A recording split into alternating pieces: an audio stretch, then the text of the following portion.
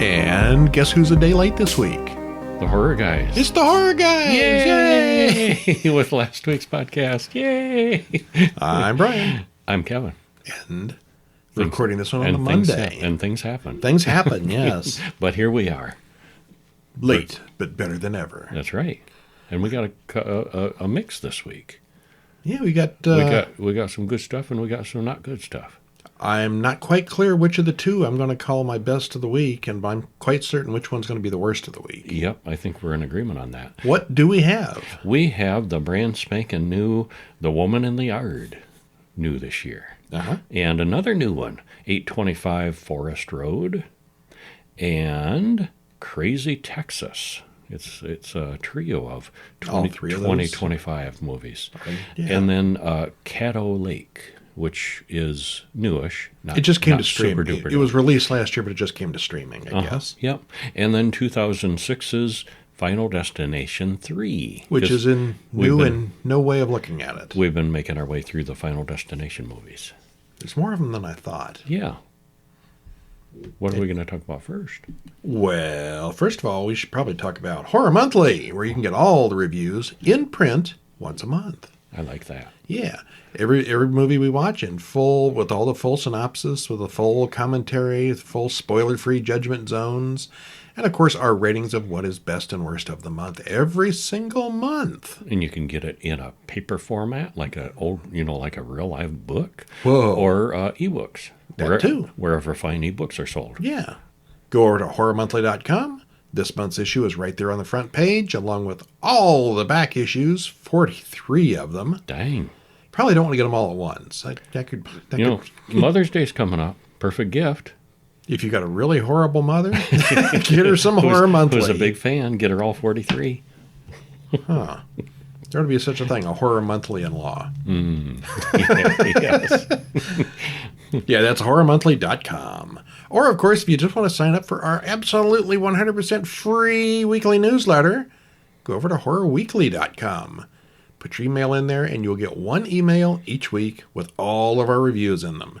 Everything we're covering here this week is in one email. And that's where you want to go if you want to see the full review. Because we just give you a taste. Yes. We just give you a taste here. We don't spoil anything anymore. Yeah. Or as little as possible.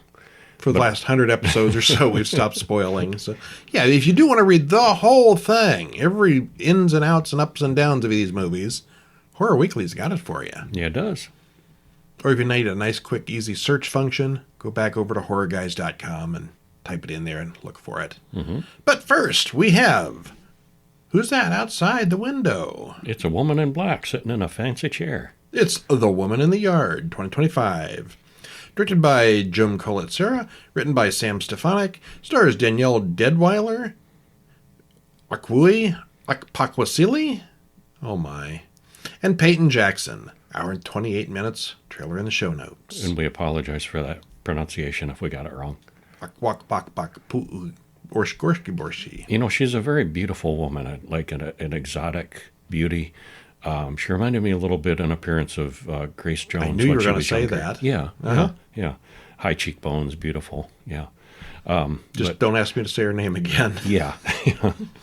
But yeah, this was quite a movie. We went into it because there was a lot of buzz and people were saying, "Oh, we love this movie." And let's see, Final Destination. Obviously, we knew what that was about. The other four of them, I think we all went at all four of these blind. Pretty much, yeah. Well, spoiler free. Well, we're going to say the cast is excellent, and it all looks really good.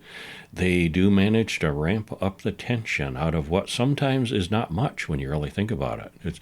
They're inside safe and secure, and there's a woman sitting outside. That's the movie right there. And they're horrified at times, and it is tense, but it does build nicely. We do gradually piece together what's really going on, more or less, and it does have a wrap-up, but that's where it fell a little bit flat for us. We were disappointed with the ending. I found the whole thing a little hard to believe. A little bit.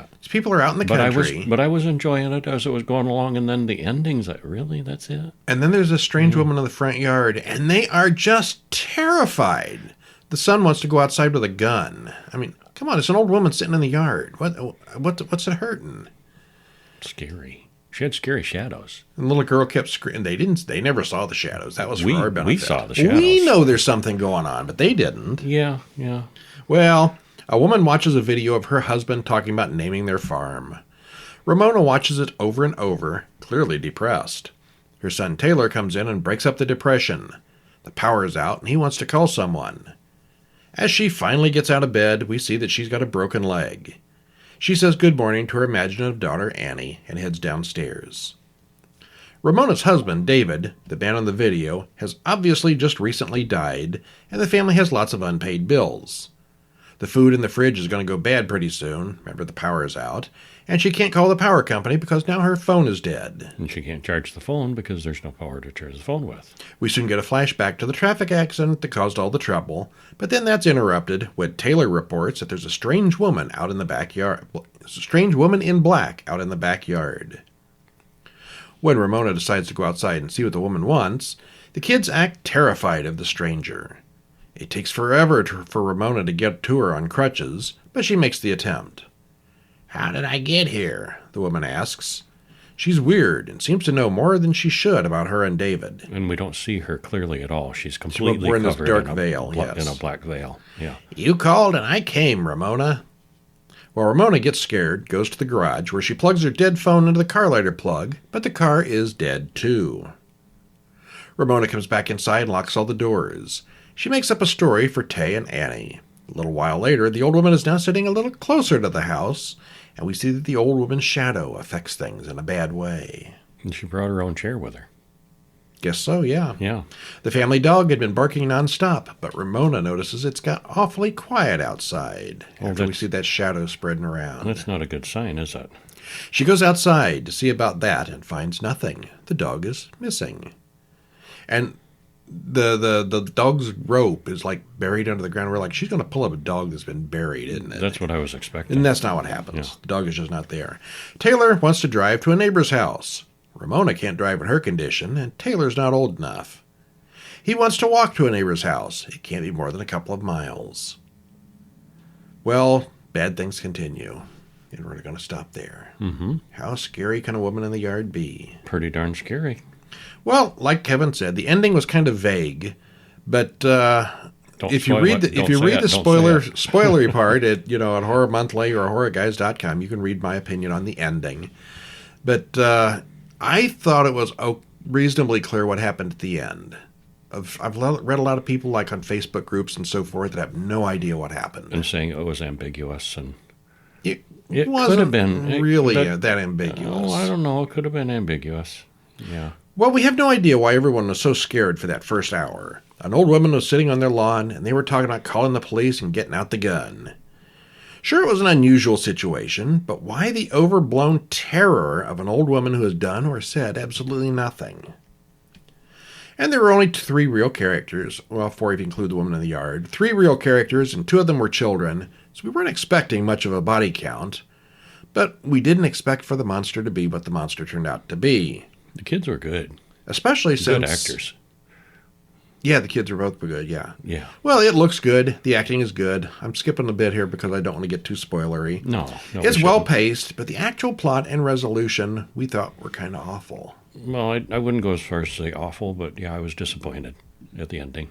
We were entertained throughout, Until but then afterwards we had a bad taste. Yeah, the last few minutes kind of, really? Yeah. Yeah. Yeah. 2024's Caddo Lake is up next. Directed by Logan George and Celine Held. Written by Celine Held and Logan George. I wonder how long they negotiated to get those names out and then those orders. In that order. Stars Dylan O'Brien, Eliza Scanlon, and Carolyn Falk. Hour and 43 minutes. Trailer on show notes. So this is called Caddo Lake. And you see a boat going down through the swamp. And what did you think it was going to be? I thought it was going to be a Monster in the Lake movie. I knew nothing about it. Giant alligator or some tentacle creature. Mm-hmm. That's what I was expecting. Especially very early on, they find this dead alligator that something took a bite out of it. That's been bitten in half. And that was probably just a bigger alligator. This happens. There is no creatures in this movie. There's no creatures. There's nothing scary there. It's not horror. But it could be horror adjacent. It's close enough. Yeah. We went into it pretty much blind, and it was much more than either of us expected. It goes along with not too much out of the ordinary happening for a while, only some hints of weirdness, and we get to know the characters. And they are good characters. And then things abruptly take a turn and stay wild from there on. We both really enjoyed it. Mm-hmm. Good cast, good writing. This is one of my 2 best choices of the week. Oh, for sure. Yeah. One of my favorites that I've seen so far this year. Oh, okay. Yeah, it's so up you're there. going to go with number 1 on this one, then. It's up there. Well, I don't know, because I really liked 825 Forest Road, too. Yeah, they're both very Tough good. choice. Yeah, these were excellent. Yeah. Yeah. Well, what happens? Well, a man and a woman wake up in an already flooded car. He gets out, but she doesn't. And we see that they went over a bridge, and credits roll. Well, today, Paris, the guy in the car, and his coworker Zed talk about how they keep finding stuff in the swamp due to the low water levels. They are removing old pipes and junk for scrap. And there's an old damaged dam that's being repaired, and it's messing up the whole ecosystem because the water is so low, and they're afraid to open it at all and let more water in because they think it's going to collapse if they do. And yeah, it's a mess. That would be bad. And there's a full-on drought. So the swamp is really low. There's a lot of ground exposed that normally wouldn't be. Well, Paris and his father, Ben, are supposed to go to a funeral. But Paris doesn't want to see her there, so he just drops off his father and leaves. Whose funeral was that? Were we ever told? No. It was not really relevant. It was not really clear, and it's not relevant. But his ex was going to be there. Yeah. And he didn't want to run into her. Yeah. Well, we cut to Ellie, talking to Anna about Ellie's annoying mother, and where Caddo Lake got its name. They take a small boat out to deliver groceries to some people. These are sisters and stepsister. Yeah, stepsisters. They find a dead alligator, which something bit it in half. And this is where I was thinking, monsters. It's a monster in the lake. Yeah.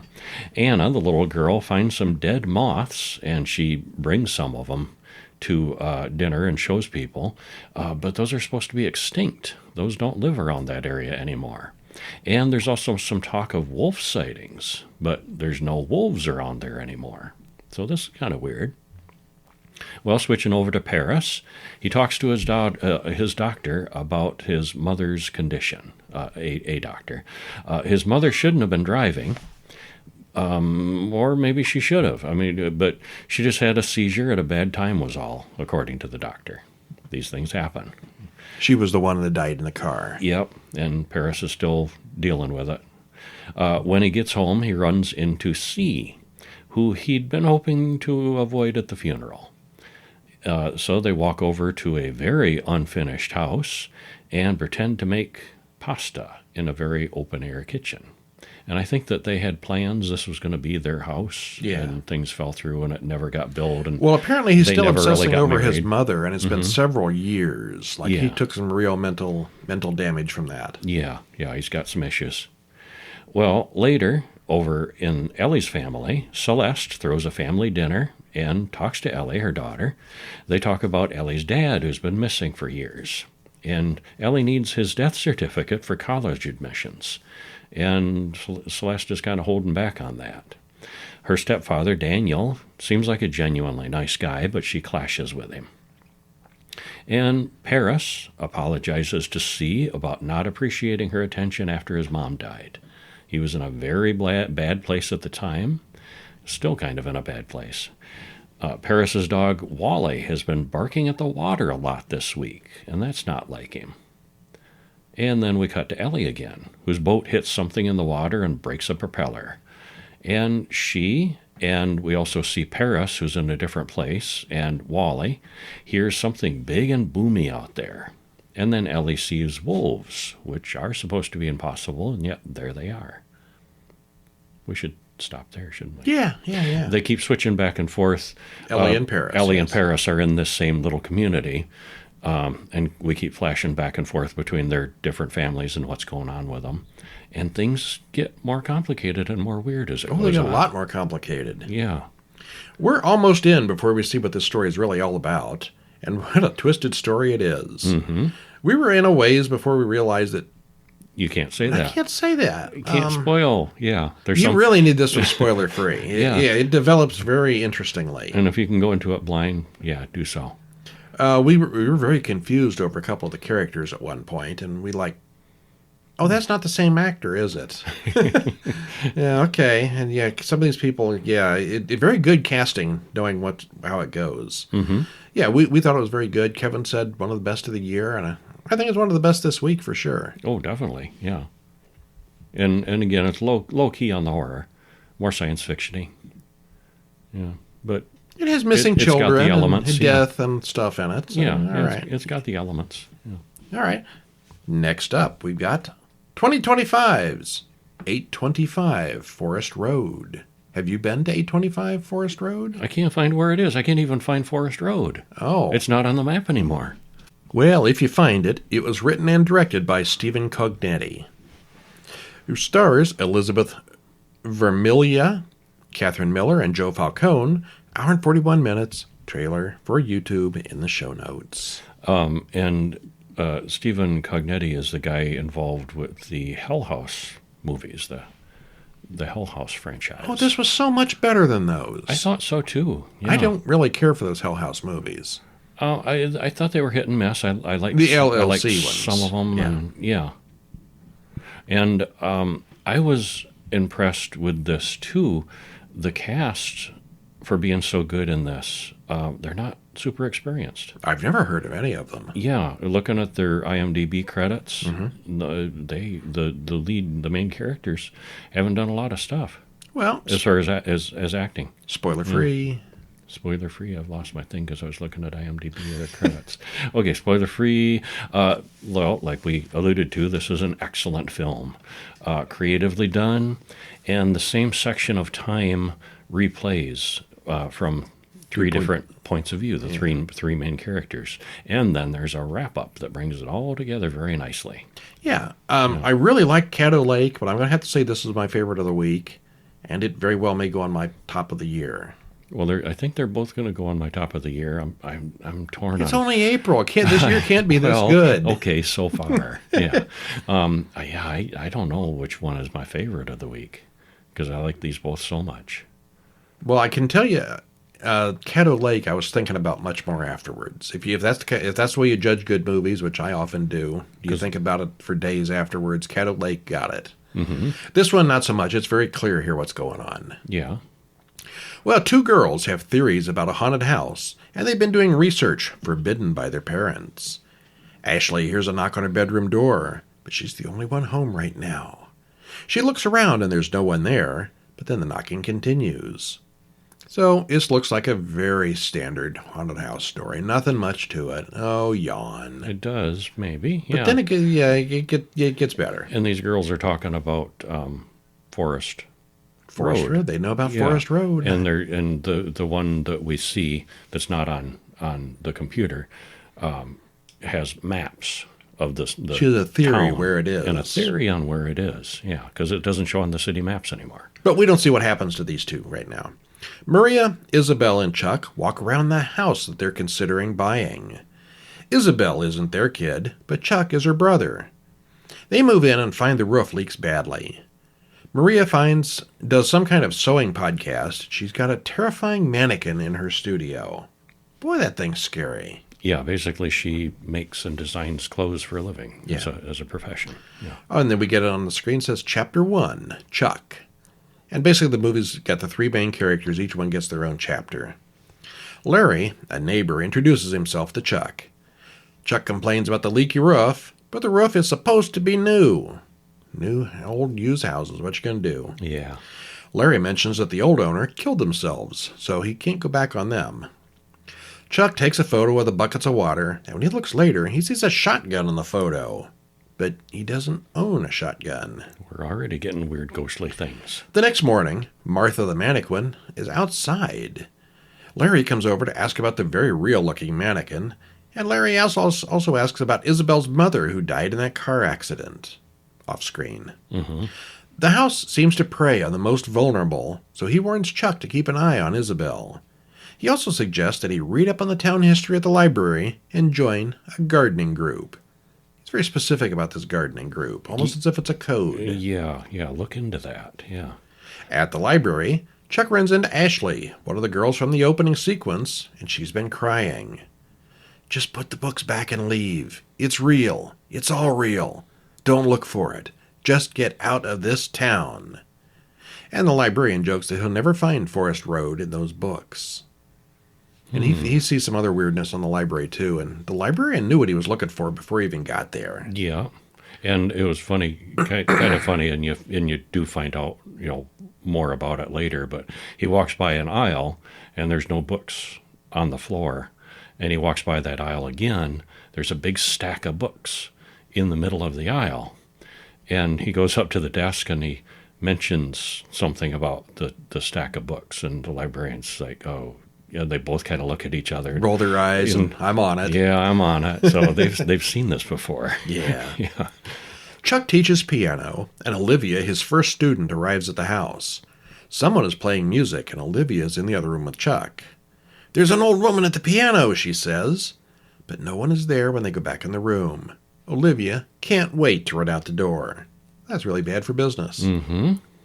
Larry invites Chuck to a secret meeting in the basement of a building, and the people there talk about the things they've seen. It's the garden club. Yes, it is. The secret underground garden club. We haven't had a suicide in years until Ashley. Everyone here has been affected by her in some way. She feeds on suicides. Ashley was the girl he saw at the library that morning. Oh, my. Helen Foster has been inflicting pain on the people of the town for decades. Everyone knows about her, but no one knows how to stop her. They have to find 825 Forest Road. That's where Helen killed herself in the 1940s. But since then, the town has redrawn the map. They changed all the street names. They've gotten rid of the numbers. And for some reason in 1980, the town council wiped out all the records of where the old stuff was, just before they all died. Well, no, they had sealed the records previously, and they were having a meeting talking about unsealing the records, yes. And they all got slaughtered. So since then, they have stayed sealed again. Nobody messes with those records. So Chapter 2 is about Isabel's point of view, and we go back to the very beginning. When they moved in, Isabel isn't thrilled about being there. She keeps having dreams about her mother. Chuck asks if therapy is helping. She's an art student, and she drew a perfect picture of the new house, but she drew it years ago. Back when that mannequin ends up outside, Chuck blames her, but she swears she didn't do it. We should stop We should stop there. But yeah, basically we get from the beginning to the end from all three characters' point of views. And there's ghostly stuff going on. And more is revealed all along. Oh, and there is a Chapter 4 also. Yeah. Well, Chapter 3 is Maria. Yeah. Yeah, and then Chapter 4 is Forest Road, which is kind of the wrap-up of They everything. do find it. Well, it's kind of a mystery as everyone tries to learn what's really going on. Everyone knows something is happening, but they have no idea how to stop it. The three different points of view is a neat way to tell the story. I think if it was just one long point of view, it would have gotten pretty boring. And it's interesting, too, how I thought it was fairly realistic, the townspeople, how they're dealing with it. Some are just in denial. Some are like, oh, it won't be that bad. And we can, you can get used to anything. What was the one, Under the Dirt or something, a couple weeks ago where the whole town was in on this plot and then we just thought that was just unbelievable? Yeah, I can't remember the exact title. Yeah, it was the doctor that came to town, and the whole town was in on it. That was kind of a different situation, though. Yeah, but those people could have left at any time, and they were all terrified of everyday life. Mm-hmm. This seems a little more low key. Like, mind your own business, you'll be fine. Yeah, keep your head down, don't stir things up. Yeah. Yeah. Well, anyway, obviously it's a ghost story, but it's not about a haunted house. It's about a haunted town. And as I said, I like this one a lot. It'll be in my top 10 for the year, most likely. Yep, same here. Yeah, it was great. All right. And then we heard about Crazy, Texas, which is the name of a town. Crazy, Texas. Directed by Francis Juarez. Written by Jordan Bradley, Mark Isaacs, Francis Juarez. Stars Wes Gillum, Anna Pena, Bella Fon Crow. Hour and 31 minutes. Trailer in the show notes. And if the previous is on my best of the year, this one is almost certainly going on the other list. I feel the this naughty list. I feel this is one of those we watched so you don't have to. This movie sucks. We didn't care for it at all. Yeah. You're so much more polite than I am. I am, yeah. We've been through that. Okay, spoiler free. We didn't care for this one much at all. Yeah, see? It So lacks polite. a plot, or at least we really couldn't pick up on much of one. The story, such as it is, just kind of sits there stalled. The performances are just okay. Nothing stood out for us, and we were bored. The cardinal sin of a movie. Yeah, I think when bad movies happen to good people, you know. That's us. Well, We watch them so you don't have to. the cast, you know, I don't think they were horrible actors. I think they just had No, actually, I not enough think to not enough to do. the main guy was pretty good. Yeah, and so was Rocky, his sidekick. Yeah. Yeah, and the girls were okay. I mean, the cast, you know, wasn't hateful. I think they didn't have much to work with. This seems like an indie movie that may have gotten more press than it would normally get. I don't know, something went wrong. Yeah. Well, what happens? Well, Rocky and Trevor talk about playing a trick on some girls. Trevor is the smart one, and he describes a kidnapping as what he's doing. But Rocky is a simple fellow, and he goes along with it without really fully realizing the bad thing that they are doing. But later on, he seems to know exactly what they've done. So I I think maybe he's so. just playing kind of dumb here.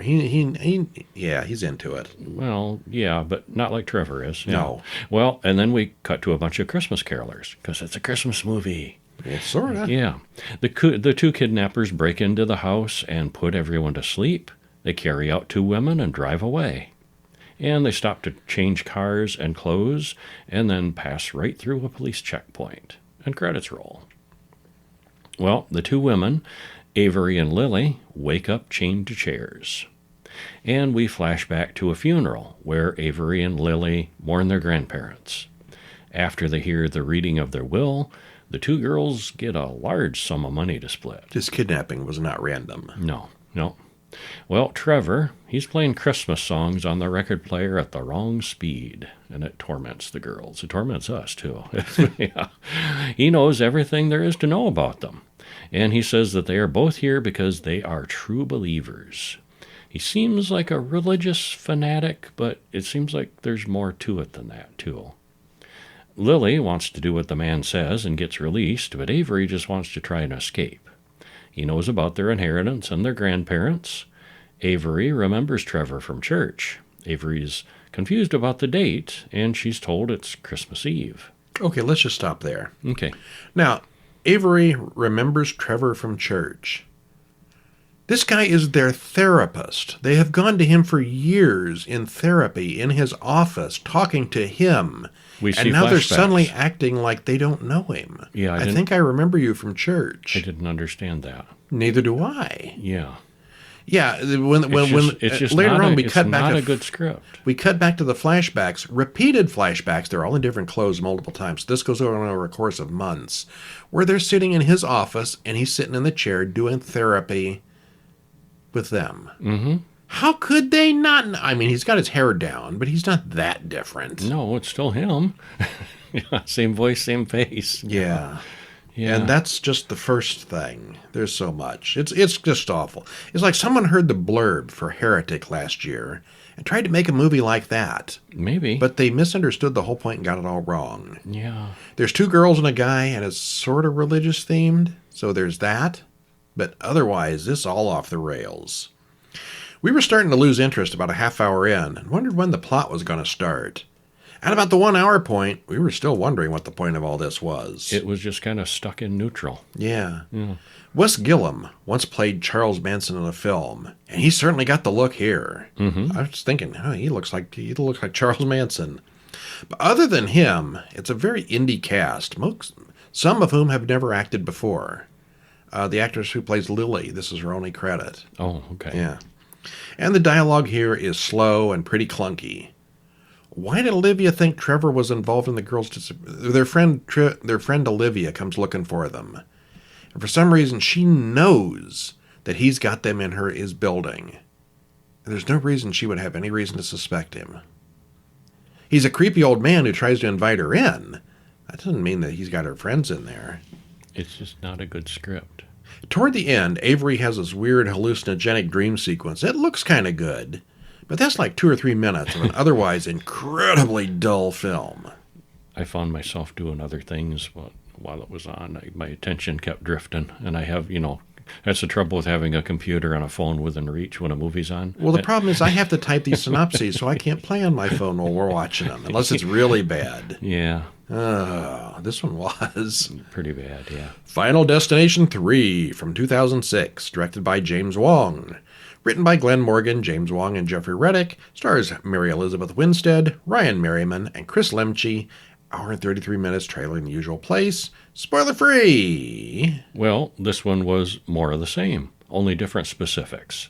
There's a vision at the beginning before a disaster that saves some people that were meant to die, and then death comes after them, 1 and 2 at a time. And this time the disaster was a roller coaster that falls apart. The deaths are even more Rube Goldberg, the chain of events, and they're suspenseful and creative, and this time around there was, even more so. The acting and direction gets the job done, the effects are good, so basically if you're a fan of the previous films, you'll probably like this one too. Yeah. So anyway, we're reading the reviews that went on last week's show, and this past week, just yesterday, we watched Final Destination 4 for probably next week, and we went out driving later, and I'm like, see, 1 was the airplane, 4 was the race car, there was a roller coaster. What was the other one? And he had to look it up because neither one of us. When these movies are so similar, they all run together. Yeah. And I couldn't name you, which the deaths that come after the initial disaster. Those are just a complete jumble in my mind of which movie was which. Yeah, I like the series. It's well good. made. They're good, but they are entertaining. all the same. Very interchangeable. Yeah. The fourth one, which we'll talk about. Next week. Yeah, we didn't think was quite as strong, but these first 3 I think are real consistent. Yeah, if you liked 1 or 2 or 3, they're all good. Fourth, I thought took a little dip because they added some new things that I didn't think helped, but. That's suspense. We'll talk about that next week. Yeah. For part 3, we see footage of a carnival as credits roll. When that's done, we cut to a bunch of people on a high drop ride. Wendy takes a photo where the ride is high dive. I thought the thing was going to just fall right then and there, but it doesn't. See, that's the thing. You're in suspense on these. Yeah, you don't know what's going to happen. What is going to really kill these people? Yeah. And when she looks at the high dive and takes the picture, the photo shows high die with the V gone dark. Well, that sounds ominous. Wendy, Kevin, Jason, and Carrie are having fun, and Wendy is also taking photos for the school yearbook. The group decides to ride a roller coaster with a talking devil on it. Which is the voice of Tony Todd. It is. He doesn't actually appear, but he's got his voice. Uh-huh. Wendy is weirded out about it, and they all argue about where to sit. A weirdo that they know, Frankie, wants to sit behind a couple of hot girls and takes Wendy's seat. She and Kevin end up sitting in the very last car. Well, we cut to a hydraulic leak somewhere on the ride. They ride up to the top hill and let loose. Yep, it's a roller coaster. It does all the things. Frankie drops his camera, which breaks something, and the whole coaster starts coming apart and everyone dies. And I've just let out 5 minutes of gory, detailed deaths. Everybody dies in different ways. It's all very graphic and cool. But then we flash back. It was just Wendy's vision. Oh! She sees everyone still getting on the coaster. Wendy says, "We have to get off here. It's going to crash." Of course, they're already on the ride, so this results in a fist fight, and most of the characters get off. The ones remaining ride the coaster and die. Sometimes later, Wendy looks at a memorial to the dead students. Kevin tells her about the people in the first movie. There was a death-avoiding premonition then, too. It does sound like her situation. Wendy isn't listening. Well, the 2 girls who should have been in the front of the coaster go to the tanning salon. Remember those? Tanning salon with tanning beds. The attendant is really busy and lets them self-serve. We see that the shelving unit is loose. The attendant gets locked out. There's a high-voltage sign. This place is clearly a death trap. One thing leads to another. They get trapped inside the tanning pods and burned to death before the attendant can get back inside.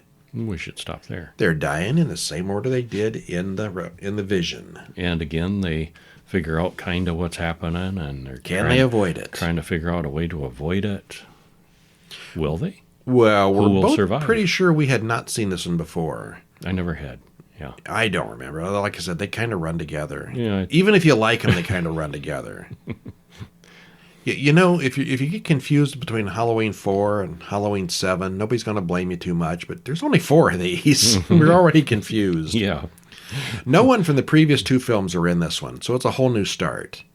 The deaths in this one are the whole point of the film, and they're more Rube Goldbergy than ever. You know who's going to die next, but the various clues and hints as to how are often red herrings. There's a lot of hints, and some of them don't go anywhere. Mm-hmm. It's well made, with good special effects and very creative deaths. If you're a fan of the series, this is pretty much just like the others, more of the same. Yep. You love it or you hate it. Yeah, I kind of like them. Yeah. Yeah. Hey, we're all out of movies. Oh, no. We got to watch more for next week. Okay. I bet one of them's going to be Final Destination 4. We kind of spoiled that Yeah, one. we kind of gave that away. Yeah. And then they're making a new one, too. They are. There's a new one going to be out next month. Bloodlines, I think it is. I think there's a remake or a something else. There's another one beyond 5. Okay. But I don't know how official. I haven't got them yet, so we'll see. All right. And that's all for this week. Until next week, I'm Brian. And I'm Kevin. See you next time. See ya.